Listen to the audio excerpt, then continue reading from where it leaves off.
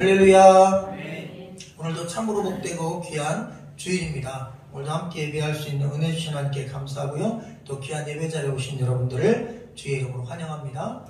2021년에 개봉한 영화 중에 자산어부라고 하는 흑백 영화가 있습니다. 저도 내용도 그렇고 또 여러 가지로 좀 보면 좋겠다라는 생각으로 가서 보고 왔는데요. 이 자산어부의 배경은 그렇습니다. 정약전이라고 하는 인물이 주인공이고, 그리고 청년어부 창대라는 한 어부가 주인공입니다. 이렇게 두 사람이 자산어부를 기록해 나가는 과정을 그렸습니다. 역사적인 배경은 1801년에 신유박해가 있었습니다. 기독교보다 천주교가 상당히 일찍 전래되어서 서학이라고 하는 학문과 신앙으로 천주교를 받아들이는 사대부들이 많이 생겼습니다. 그 가운데 이 정약전 집안의 부모님들, 그리고 사형제 중에 첫째 정약현만 빼고 정약전, 그리고 셋째 정약존, 그리고 마지막 우리가 잘 아는 정약전이라고 하는 사람까지 전부 다 신앙을 가진 인물들이 되겠습니다. 그런데 이 정치 집안의 세 아들은 전부 다 믿음 생활을 하고 있었지만 그들에게 온 위협에 따라서 서로 다른 신앙의 결정을 내립니다. 먼저 정약전은 배교를 합니다. 왜? 가족을 살리기 위해서. 그런데 셋째 정약종은 아내와 아들 둘, 그리고 딸, 이렇게 모두 다 순교를 택합니다. 죽었습니다. 그리고 다산 정약용, 막내전, 이 정약용도 배교를 합니다. 가족과 집안을 지키기 위해서 배교를 해요. 그런데 가만히 영화를 보면서, 사실 영화에 나오지 않습니다. 근데 심리적인 동선을 제가 한번 따라가 보니까 중요한 걸 하나 발견했습니다. 이 다산 정약용은 실제로 배교를 한 것 같아요. 왜냐하면 그는 수많은 책을 썼고 또 그 시대에 부합하는 글들을 썼어요. 그러니까 그런 글들과 책을 내려면 이 배교한 것이 진짜가 아니면 양심상 쓸 수가 없는 겁니다. 그런데 주인공인 정약전은 자기 동생보다 사실 학문적으로 더 뛰어난 인물인데 책을 거의 쓰지 않았어요. 그가 낸 책 중에 가장 유명한 책이 바로 자산어부입니다. 물고기 연구한 거예요. 시대적인 상황, 정치, 사상, 유교주의 어느 것도 들어갈 필요가 없습니다. 그냥 자연백과입니다. 그래서 제가 어디에서 그걸 발견했냐면, 대화 중에 창대가 이 선생님께 물어봐요. 선생님, 다산 선생님은 얼마나 많은 책을 쓰시는데 더 실력 있고 똑똑해 보이는 제 스승이고 은사인 우리 정약전 선생님은 왜 물고기나 한낱 물고기나 연구하십니까? 근데 그 질문을 할 때 아주 심도 있는 이야기를 합니다. 만약 내가 내 안에 숨기고 있는 사상을 그대로 글로 쓰면 나도 내 가족도 살아남을 수 없다는 것입니다.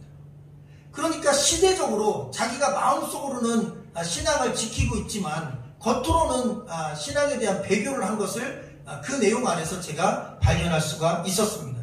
여러분, 우리가 평안할 때는 모두 다 믿음이 있는 것 같지만 이런 박해나 위기나 핍박을 만나게 되면 두 종류입니다. 완전히 가룟 유다처럼 배교하는 사람이 있습니다. 또한 실제로 믿음이 있고 신앙이 있지만 오늘 우리가 만나볼 예수님의 제자들처럼, 베드로를 포함한 11 제자들처럼 신앙이 있어요. 근데 도망치는 경우가 있습니다.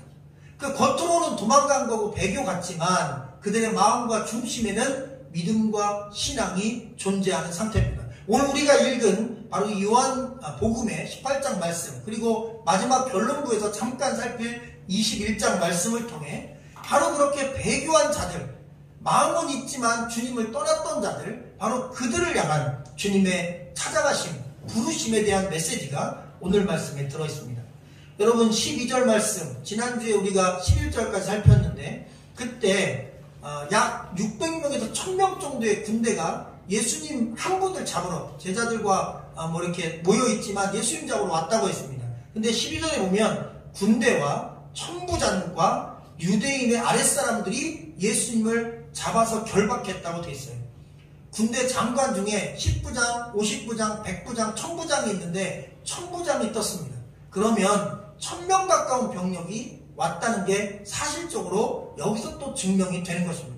그렇게 수백 명에서 1000명이 되는 군인이 호위를 하고 예수님 한 분을 결박하고 잡아서 끌고 갔는데 그 끌고 간 장소가 대제사장 가야바의 장인인 직전 대제사장 안나스에게로 갔다고 했습니다. 먼저 오늘 말씀 우리가 만나기 전에, 왜냐하면 이 베드로가 3번 부인한 이 사건의 자리가 두 곳입니다. 첫째는 이 직전 대제사장인 안나스의 집 안뜰에서 첫 번째 배교를 합니다. 에반해요. 모른다고. 그리고 나서 안나스가 보냅니다. 누구에게? 현직 대제사장인 자기 사위 가야바에게 보냅니다. 그리고 가야바의 뜰에서 베드로가 2번을 또 모른다고 부인하고 다구름 소리가 울리는 것입니다.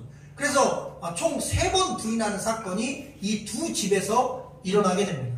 당시 사실 대제사장은 가야바인데 사실 명목상의 제사장이었고 실제로 모든 실세는 이 장인인 가야바가 쥐고 있었다고 합니다.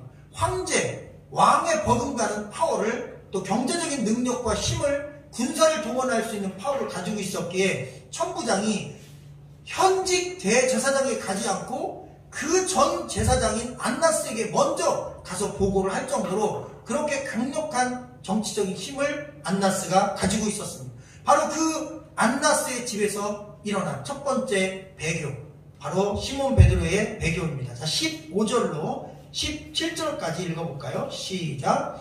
시몬 베드로와 또 다른 제자 한 사람이 예수를 따르니 이 제자는 대제사장과 아는 사람이라 예수와 함께 대제사장의 집 뜰에 들어가고 베드로는 문 밖에 서 있는지라 대제사장을 아는 그 다른 제자가 나가서 문 지키는 여자에게 말하여 베드로를 데리고 들어오니 문 지키는 여종이 베드로에게 말하되 너도 이 사람의 제자 중 하나가 아니냐 하니 그가 말하되 나는 아니라 하고.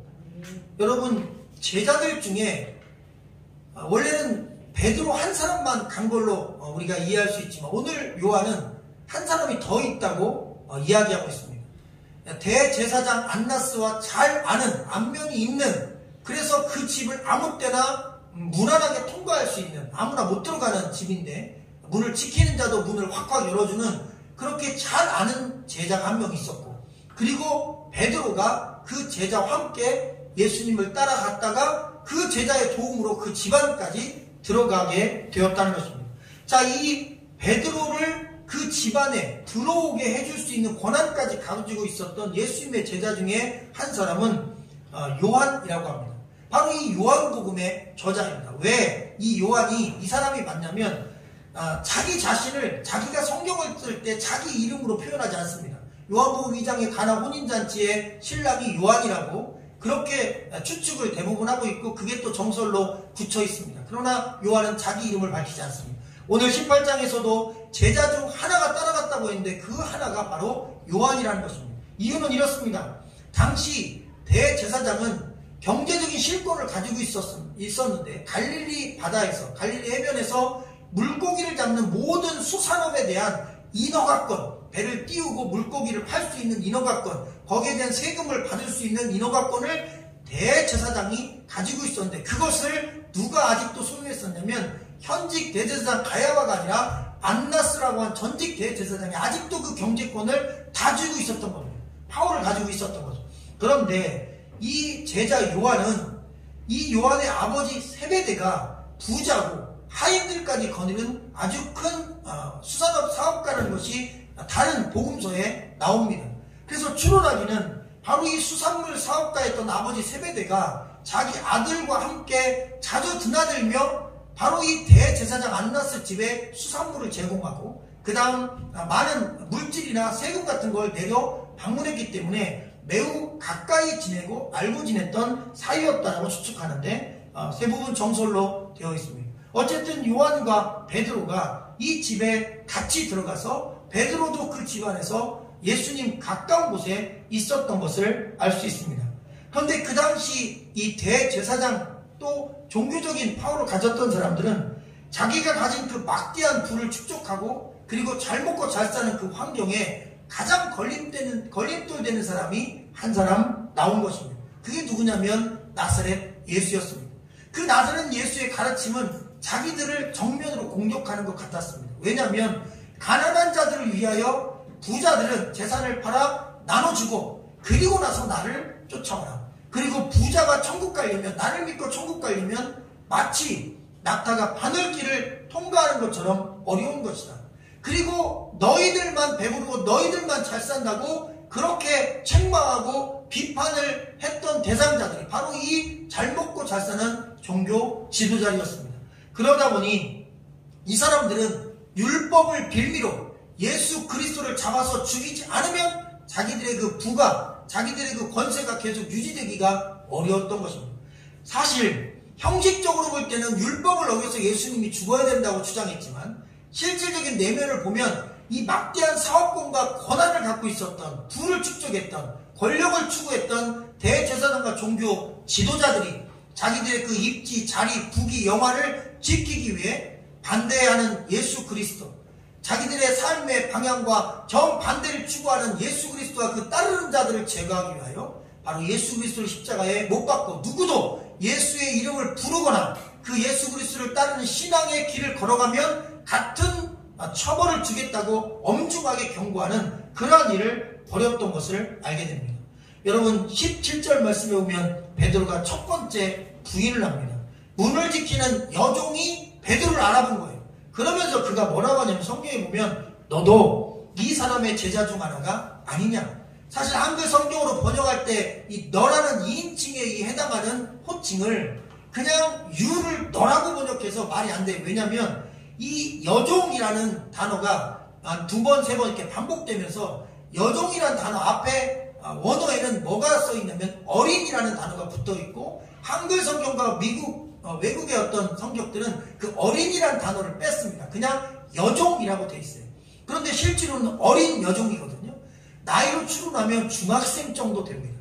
그럼 16살밖에 안 되는 어린 여종이 문을 지키고 있다가 방문하는 분들이 있으면 인사를 하고 문을 열어주고 닫아주는데 문을 딱 열고 얼굴을 보니까 자기가 예수님이 예루살렘 입성할 때 구경 나갔다가 봤던 예수님 바로 곁에 서 있던 제자 중 한 사람이라는 것을 알게 되었던 거죠. 그래서 물어본 거예요. 당신은, 너라기보단 당신은 바로 그 예수의 제자가 아닙니까? 라고 질문한 것입니다.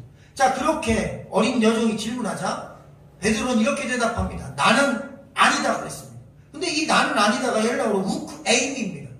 예수님은 에고 에이미, 나는 나다, 나는 그다, 나는 예수다 이렇게 말씀하시고 베드로는 나는 아니다, 우크 에이미, 나는 그의 제자가 아니다 이렇게 반대의 개념으로 대답을 하고 상당히 대주적으로 예수님의 확신에 찬 나는 그리스도다, 죽을지라도 십자가에 끌려가면서도 말씀하셨던 예수님과 반대로 그의 제자, 수제자 베드로는 나약하기 그지없어서 나는 아니라고, I am not, 난 아니다, 난 우크에이미, 난 아니다, 나는 그의 제자가 아니다 이렇게 힘주어서 예수님의 제자가 아님을 강조했습니다.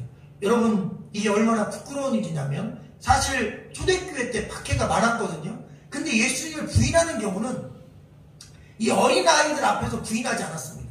대부분 끌려가서 고문받다가 손발톱을 뽑는다든지 아니면 뭐 몽둥이로 때린다든지 가죽 채찍으로 패면 그거를 몇 대 맞다가 나 예수 모른다 부인하고 또 뭐 기름가마 앞에서 막 위협을 하면 그때 나는 아니다 이렇게 부인을 하는데 아니 예수님의 수제자 아닙니까? 그런데 어린아이 중학교 정도밖에 안 되는 어린아이 앞에서 당신도 예수님 제자 아니에요?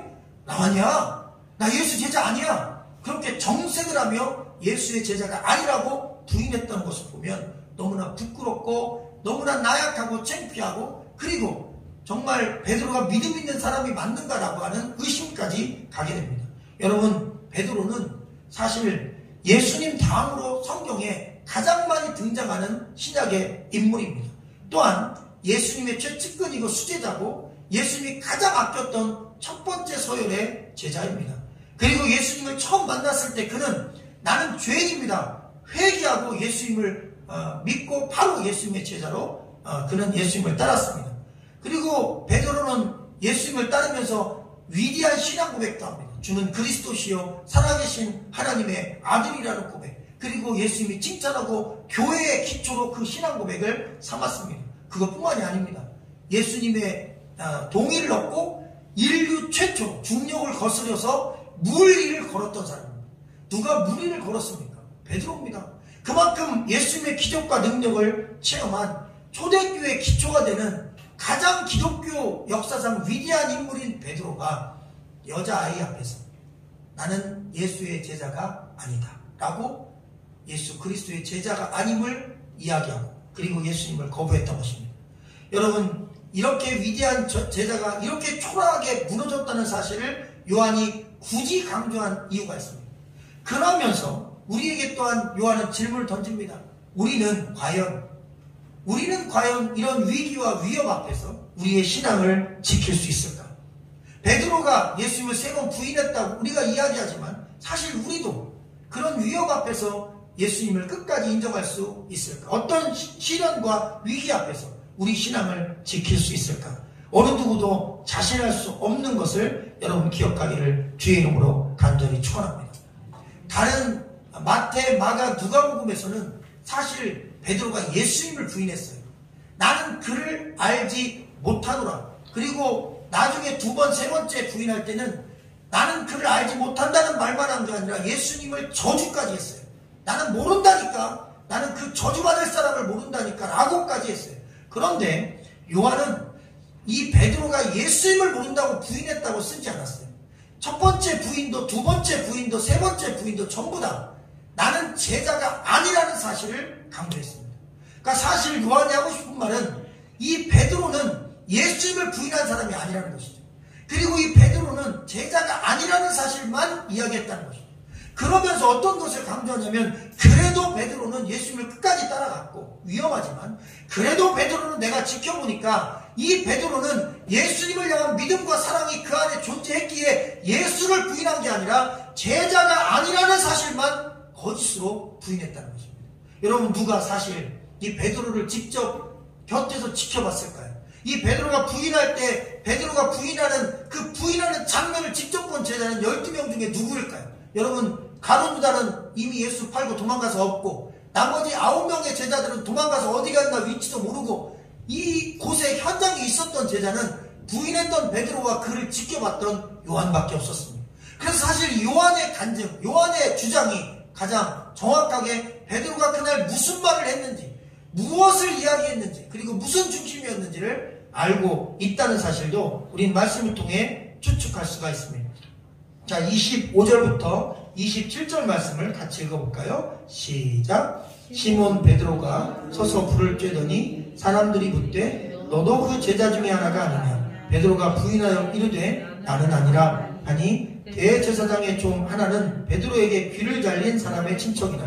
이르되 내가 그 사람과 함께 동산에 있는 것을 내가 보지 아니하였느냐? 이에 베드로가 또 부인하니 곧 닭이 울더라. 아멘. 이제 집을 이동해서 진짜 대제사장인 가야바 집에서 있었던 사건이 25절로 7절입니다. 그런데 시몬 베드로가 서서 불을 쬐다고 돼 있어요. 새벽 한 3시쯤 되었는데 추웠던 거죠. 사실 열대야 지방인데 밤에 왜 추울까? 예루살렘은 해발 780m의 고산지대이기 때문에 낮에는 더워도 밤에는 추운 거죠. 일교차가 심할 때는 40도 이상 나고 보통 30도에서 20도 이상 차이가 납니다. 그래서 영상의 날씨에도 추위를 느끼는 거예요. 낮에 너무 더웠다가 밤에 영상 10몇 도만 돼도 엄청난 추위를 느끼는 거예요. 그래서 모닥불을 피워놓고 불을 쬐고 있었습니다. 그래도 이것도 이해가 되지 않습니다. 왜? 한번 부인했죠. 그러면 거기서 창피해서 도망가면 되잖아요. 그런데 가야바의 집에도 또 쫓아왔어요. 예수님 가시는 걸음을 또 쫓아온 거예요. 그러니까 이 베드로가 첫 번째 부인하고 두 번째 장소로 이동한 그 과정을 통해 요한은 또 이야기하는 것입니다. 그래도 베드로는 예수님 곁에 끝까지 붙어있기를 원했다는 거예요. 자기도 두렵죠. 잡히면 제자라는 게 발견되면 죽을 수도 있고 십자가 못 박힐 수 있다는 것을 알지만 그래도 베드로는 예수님에 대한 사랑과 믿음이 진실했기에 예수님 가는 마지막 걸음을 마지막까지 함께하고 싶었던 유일한 제자였다는 것입니다. 여기 요한의 모습은 보이지 않습니다. 베드로는 끝까지 갔던 것 같습니다. 그리고 끝까지 쫓아갔어요. 그리고 모닥불을 쬐며 예수님의 마지막까지 지켜볼 마음을 갖고 있었습니다. 그런데 바로 그 모닥불을 쬐던 게 또 실수였어요. 그러니 얼굴이 환하게 비춰져서 그는 두 번째 또 부인하게 됩니다. 그때 질문도 똑같습니다. 어떤 한 사람이 본 게 아니라 그 모닥불을 쬐던 사람들이 동시에 이야기한 거예요. 당신 갈릴리 사람이고 예수 그리스도의 제자 아니냐, 그 사람의 제자 아니냐 그랬더니 또 동일하게 대답합니다. 나는 아니라, 나는 그의 제자가 아니라. 여기서도 예수를 부인한 게 아니라 제자가 아니라는 사실을 이야기했던 것입니다. 그리고 나서 요한은 특이하게도 마지막 세 번째 부인을 아주 간결하게 썼어요. 그가 그냥 부인했다고 돼 있어요. 주고받은 이야기를 다른 성경에 썼지만 여기는 쓰지 않았어요. 그리고 두 번째, 첫 번째하고 동일하기 때문에 더 반복을 안 한 것 같아요. 제자가 아니라는 사실을 또 한 번 이야기하고 그리고 나서 닭이 물었다는 이야기를 썼습니다. 여러분, 베드로는 세 번을 부인했습니다. 예수님의 제자가 아니라고 그는 끝까지 주장하며, 그리고 그럼에도 불구하고 예수님 곁에 있었습니다. 베드로에게 믿음이 없었거나 예수를 향한 사랑이 없었던 게 아니라 그는 시험을 이길 힘이 없었던 것입니다. 또한 믿음이 아직 연약했던 것입니다. 또한 두려움 앞에, 위협 앞에, 위기 앞에, 그리고 핍박과 고난 앞에 쉽게 무너지는 보잘것없는 믿음의 사람이었던 것입니다. 그래서 예수님이 자기가 잡혀갈 때 나는 잡아가더라도 내 제자들, 내 사람들만큼은 건드리지 마라. 왜? 예수님이 알았던 거예요. 아직 이 제자들의 믿음이 완성된 믿음이 아니고 강한 믿음이 아니고 연약한 상태인 걸 알았던 것입니다. 그래서 그들을 지켜주고 싶었던 거예요. 왜? 강한 믿음을 가질 때까지 아직 핍박과 고난을 이길 힘이 없으니까요. 그리고 진짜 중요한 것 중에 하나가 이 닭울음 소리입니다. 어떤 분이 닭울음 소리가 별거 아닌 거라고 생각하는데 아닙니다. 여러분, 이 닭울음 소리는 베드로를 베드로로 만들어주며 또 앞으로 베드로가 자기의 신앙과 믿음을 결코 뒤로 흔들리거나 퇴보하지 않게 만들어주는 안전장치같이 하나님께서 그에게 주신 선물의 소리였습니다. 닭이 울었어요. 예수님의 말씀대로 닭 울기 전에 내가 세 번 나를 부인할 거다. 예수님 말씀하셨습니다. 마태복음 13장에 예수께서 대답하실 때 내가 나를 위하여 내 목숨을 버리겠느냐? 내가 진실로 진실로 내게 이르노니 닭 울기 전에 내가 세 번 나를 부인하리라. 13장에 말씀하셨고 오늘 말씀 18장 27절에 보니까 이에 베드로가 또 부인하니 곧 닭이 꼭기어하고 울더라 이렇게 되어 있습니다. 여러분, 이 닭 울음소리, 여러분 이 복음 말씀을 보니까 13장에 예언된 게 바로 이 오늘 읽은 18장에서 이루어지지 않습니까? 요한복음은 분명한 메시지를 주는 것입니다. 이 작은 닭 울음소리 하나를 가지고도 예수님께서 예언한 대로 그 말씀대로 베드로에게 이루어졌다는 사실을 통하여 주님이 하신 말씀은 반드시 이루어진다는 메시지를 주고 계십니다. 또한 주님께서 앞서 말씀하신 대로 너희 중 하나가 팔리라 말씀하셨는데 실제로 가룟 유다가 예수님을 팔았습니다. 말씀이 이루어진 것입니다. 또한 너는 나를 닭 울기 전에 세 번 부인하리라 말씀하셨는데 그 말씀대로 그 말씀이 실제로 베드로에게 이루어졌다는 사실입니다. 예수님의 말씀은 반드시 현실이 됩니다. 아멘. 이 닭 울음소리는 베드로에게 일평생 들렸습니다. 왜? 아침마다 새벽마다 닭은 언제 어디서나 울었기 때문입니다. 집집마다 닭을 키우는 집이 많아서 베드로가 어디를 가든 아침이 되면 닭 울음소리를 듣고 새벽을 깨웠던 것입니다. 근데 그 닭 울음소리가 우리에게는 일상적인 울음이지만 베드로는 다른 소리로 들렸던 것입니다. 영적인 메시지입니다. 왜? 그 닭 울음소리를 통하여 주님이 하신 말씀을 또 한 번 생각하게 했던 것입니다. 사실 이 베드로는 초대교회의 위대한 지도자가 됩니다. 그래서 하루에 3,000명, 5,000명씩 그가 설교하면 회개하고 주께로 돌아왔습니다. 인기 있는 설교자가 된 것입니다. 얼마든지 교만할 수도 있고 클 수도 있었지만 그렇게 아주 큰 집회를 인도하고 많은 사람들이 베드로가 너무나 뛰어난 설교자라는 칭송을 할 때 다시 잠자리에 들고 아침을 맞이하면 꼭 닭 울음소리와 함께 일어납니다. 근데 그 닭 울음소리가 얘야 너는 나를 세 번 부인한 아이가 아니냐? 너는 나를 모른다고 세 번이나 부인하지 않았느냐? 내 제자가 아니라며? 그런데 지금 너는 그 길을 걷고 있지 않느냐? 라고 하는 음성으로 그에게 들릴 수밖에 없었다는 것입니다. 실제로 전해져 온 어떤 문건에 보면 베드로는 그 닭 울음소리를 들을 때마다 자기가 낮아지고 또 자꾸 주님의 말씀이 기억나서 교만하거나 자만할 수 없었다는 그런 내용의 문건들이 나오고 있습니다. 그에게 있어서는 그를 교만하지 않도록 그리고 넘어지지 않도록 안전하게 잡아주는 하나님의 메시지가 된 것입니다. 아무리 큰 기적을 일으켜도 겸손하게, 초대교회 최고 지도자가 되어도 겸비하게, 그리고 죽는 순간까지 교만하지 않고 겸손하게 믿음의 길을 끝까지 걸어가다 결론적으로 마지막 길을 갈 때 자기는 십자가에 거꾸로 못 박아달라 부탁하고 예수님이 지었던 십자가를 거꾸로 달려 죽었던 것입니다. 왜 그런 부탁까지 했을까? 그는 그래도 예수님 앞에 부끄러웠던 마음이 쉽지 않았기 때문인 것입니다. 그는 자기가 잘못하고 죄 지었던 것, 예수님 앞에 실수하고 잘못했던 것, 그 상한 마음을 갖고 있었기 때문에 일평생 겸손하게 믿음의 길을 걸어갈 수 있었던 것입니다. 요한복음에는 다른 세 복음서에 기록되어 있는데 요한은 빼놓은 내용이 있습니다. 예수님께서 베드로를 바라보신 장면이 없습니다.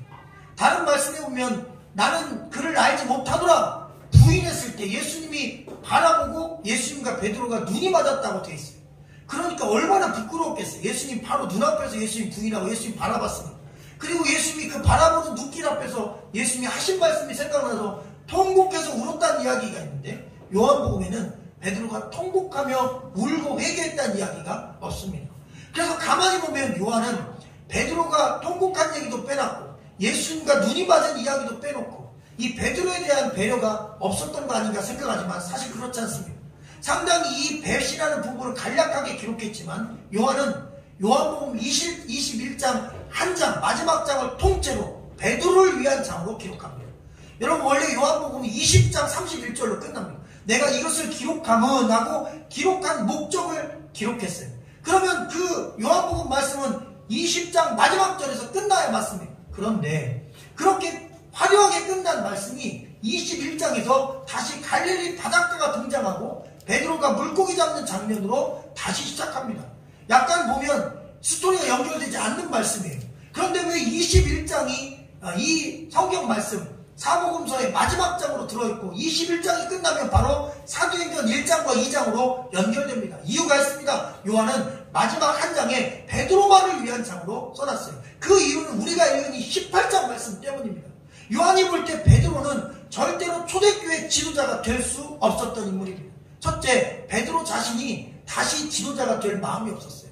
나는 자격이 없다. 물고기나 잡으러 간다. 성경 말씀에 보면 부활하신 예수님을 2번이나 만났는데 베드로와 예수님이 대화를 한마디도 하지 않습니다. 왜? 예수님이 하기 싫어서 말씀 안 한 게 아닙니다. 베드로가 눈을 들어 예수님의 눈을 못 본 것입니다. 도마랑도 얘기했고 제자들에게도 예수님이 얘기했는데 베드로하고 1대1로 말씀한 장면이 없어요. 그리고 예수님 말씀을 들었고 부활하신 예수님을 만났음에도 불구하고 다른 제자들은 웅성웅성하는데 베드로는 딱 예수님이 사라지시고 나서 나는 고향으로 물고기나 잡으러 가야겠다 하고 고향으로 도망치듯 내려갑니다. 바로 그 도망치듯 고향에 내려와서 다시 물고기 잡는 장면이 21장에 기록된 장면입니다. 왜 도망갔을까요? 심리적으로 너무나 고민 없이 알 수 있습니다. 부끄러워서 그렇습니다. 예수님 앞에 다시 나는 예수님의 수제자다. 나는 1등 제자다. 나는 천국 열쇠를 가진 자다. 나는 교회의 시작점이다. 이렇게 자신있게 말할 자신이 없었던 거예요. 왜? 한 번 부인한 게 아닙니다. 다른 제자들은 한 번 도망가고 끝났는데 수제자인 베드로는 3번이나 부인했어요. 여러분 어떠세요? 여러분과 누군가 약속을 했는데 3번이나 만약 약속을 어기면 4번째 약속을 잡겠습니까? 만약 여러분을 3번이나 곤란하게 만들거나 여러분을 배신한 사람이 있다면 그 사람을 믿고 일을 맡기겠습니까? 아니면 돈을 빌려주시겠습니까? 누구도 자기를 3번 속인 사람, 3번 부인한 사람, 3번 골탕 먹인 사람을 도와주는 사람은 없습니다. 그런데 베드로는 예수님을 눈앞에서 3번 부인했습니다. 예수님은 그 현장을 3번을 현장에서 목격했습니다. 그런데 예수님께서 그 자기를 3번 부인한 베드로를 그 바닷가까지 직접 찾아가셨어요. 숯불을 피우고 물고기를 굽고 떡을 구워서 베드로에게 아침 식사를 대접합니다. 그리고 베드로에게 3가지 질문하십니다. 내가 나를 다른 사람보다 더 사랑하느냐? 그리고 내가 나를 사랑하느냐?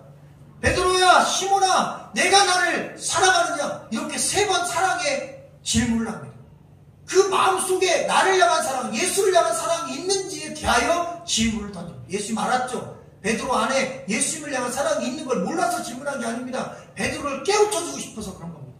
베드로야, 네가 나를 배반했다고, 부인했다고, 너는 지금 절망에 빠져있고 그리고 나에게 다시 관계가 회복되어 쓰임받을 수 없다고 생각하지만 베드로야, 그런 게 아니야. 내 마음은 그렇지 않아. 나는 너의 것 행동이 아니라 내 마음 중심에 있었던 나를 향한 변함없는 그 사랑을 아직도 할렐루야. 사람들은 겉모양을 보고 평가합니다. 너 예수를 부인했지, 교회 잠깐 끊었지, 너 믿음 생활 하다가 잠깐 믿음 생활을 떠났지, 그런 방황했던 장면을 봅니다. 근데 예수님은 그럼에도 불구하고, 예수님과 관계가 잠시 떨어져 있음에도 불구하고, 예배 생활에 잠시 소홀했음에도 불구하고, 그 안에 진짜 믿음이 존재했다는 사실에 예수님은 관심이 컸던 것입니다. 베드로는 그 안에 예수님을 향한 사랑이 있었습니다.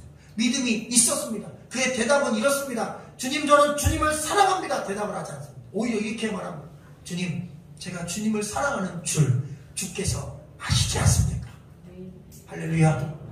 주님 아시지. 그가 3번 부인하니까 주님이 3번 사랑의 질문으로 그 부인한 3번을 회복시켜줍니다. 그런 놀라운 사실입니다. 그리고 나서 무슨 말씀을 하시냐면, 내 양을 먹이라, 내 양을 치라, 내 양을 먹이라. 여러분, 이게 뭐냐면 목양에 대한 사명입니다.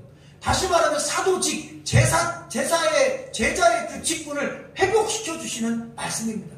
베드로야, 그러냐? 나를 비록 3번 부인했지만 내 안에 나를 향한 사랑이 존재한다면 고민하지 마라. 내 양을 먹여라. 내 양을 쳐라. 내 양을 먹여라. 내가 너에게 내 양떼를 맡길 테니 이 새롭게 시작하는 이 초대교회를 네가 이끌어라. 주님, 저 같은 자가 뭘 할 수 있습니까? 저는 배교자입니다. 아니다. 너가 여기서 회복돼야. 두려움 앞에서 주님을 부인했던 많은 제자들이 돌아옵니다. 여러분, 사실 이 요한복음이 기록되던 시기에는 예수님이 계시지 않을 때입니다. 베드로가 부인한 지도 몇십 년 될 때예요. 예수님, 이 당시에는 로마에서 예수 믿는 사람들을 핍박할 때입니다. 요한이 이 글을 기록하며 어떤 마음으로 기록했냐면, 지금 초대교회 성도들과 제자들 가운데 이 베드로와 제자들처럼 로마 황제가 핍박하여 교회를 떠나거나 배교하거나 주님을 부인하고 숨어있는 자들이 많아요. 근데 그 사람들 가운데는 실제 믿음이 있는데 죽음이 무서워서 예수 안 믿겠다고 안 믿는다고, 또 어떤 경우는 내 가족들을 죽인다니까 가족 살리기 위해서 정약전처럼 거짓말로 배교하고, 마음은 있어요. 근데 살기 위해서 그런 거예요. 어쩔 수 없이. 그런 사람들이 엄청나게 많이 숲속에서, 토굴 쪽에서 숨어서 죄책감에 시달리며 살고 있었던 거예요. 그들에게 근데 이 요한복음이 전해진 거예요. 그들에게는 이 요한복음이 눈물 없이 읽을 수 없었던 거예요. 하나님, 베드로같이 위대한 사도가 주님을 모른다고 3번이나 부인했습니까? 지금은 우리가 다 알고 있지만 그때는 이 글 같은 게 잘 전달이 안 되니까 베드로 부인한 사건을 그들도 모르고 있었죠. 그런데 요한복음을 보면서 베드로처럼 초대교회의 그 위대한 주님의 종이 어떻게 예수님을 부인할 수 있습니까? 그런데 21장에 가보니까 예수님이 그 베드로를 회복시켜줍니다. 근데 회복의 조건은 너무나 단순했어요. 뭘 사랑하느냐, 그 마음에 진실한 사랑이 있느냐, 진실한 믿음이 있느냐. 그럼 혹시 죽음이 두려워서 나를 배교했더라도 괜찮다 하더라, 괜찮다 내 자녀들아, 다시 교회로 돌아와라. 다시 믿음의 길로 돌아와라. 나는 너희를 끝까지 버리지 않겠노라 그랬어요. 할렐루야. 여러분, 믿음이 흔들리던 자들, 그리고 주님을 배교했다고 자책하던 수많은 그리스도인들이 이 요한복음을 보고 이 18장과 21장 말씀에 힘을 얻어 초대교회에 수없이 돌아왔다는 놀라운 회복의 역사가 바로 이 복음을 통해 일어난 것입니다. 요한은 바로 그러한 마음을 주님이 주셔서 이 베드로가 배교하고 배신했지만 그는 주님을 배신한 게 아니라 바로 예수 그리스도를 사랑하지만 죽음이 두려워서 거짓으로 배교한 것이다. 그러니 그렇게 잘못을 한 사람들, 그것 때문에 어려워하는 제자들은 다 주께로 돌아오라고 그렇게 메시지를 전하고 있는 것입니다. 여러분, 우리가 믿음 생활하면서 수많은 시련이나 또 때로 실망 때문에 믿음의 길에서 잠시 이탈할 때가 있을 수 있습니다. 사람들은 생각할 때 타락했다, 저 사람 신앙 다 끝났다, 저 사람 주님과의 관계가 끊어졌다 생각하지만 그런 인간의 생각일 뿐이고 내 자신의 판단일 뿐입니다. 어떤 경우에도 주님은 저 여러분을 끝까지 놓지 않으십니다. 아멘. 그 중요한 그 관계의 핵심은 다른 데 있는 게 아닙니다. 우리 중심에 진실한 주님을 향한 믿음과 사랑이 존재한다면, 비록 흔들려도, 비록 넘어져도, 비록 잘못을 했더라도 주님은 우리를 찾아와 내 영혼에 다시 영적인 탕후름 소리처럼 우리를 불러주시고 회복시키는 놀라운 회복의 부르심을 우리를 일으켜 주신다는 주님의 사랑의 말씀이었습니다. 같이 기도하겠습니다.